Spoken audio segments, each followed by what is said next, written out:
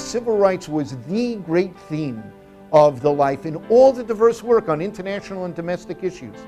It was at its founding the central core of who we were about and why we were here, and to this day it has remained one of the central themes and passions of our work for social justice. When God created man, he used every color of dust.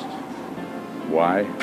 So that no one would ever be able to say, the color of my skin is better than the color of your skin.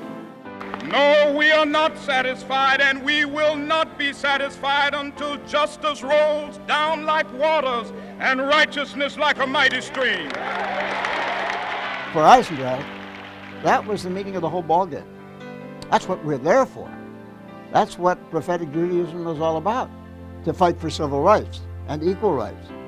Rabbi Eisendrath was the man who, when all the arrows were coming at him for creating the RAC, stood strong and said, we're going to do it. If we have to pay a cost for it, we'll pay the cost for it, because it's the right thing to do. The NAACP was headed by a Jew named Kivie Kaplan.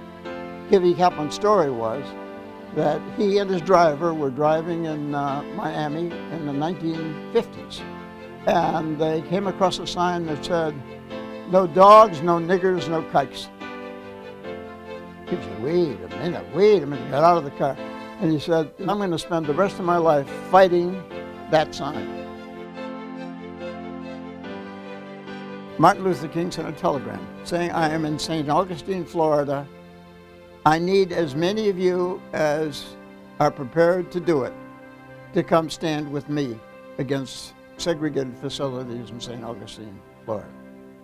I was arrested for the crime of sitting down and having lunch with Rabbi Eugene Borowitz and several black ministers. We were thrown in a cell. That's not just a building standing on a corner. It stands for something profound in this movement and in American Jewish life and in American life. As a matter of fact, the very street is now named by the District of Columbia, Kivie Kaplan Way.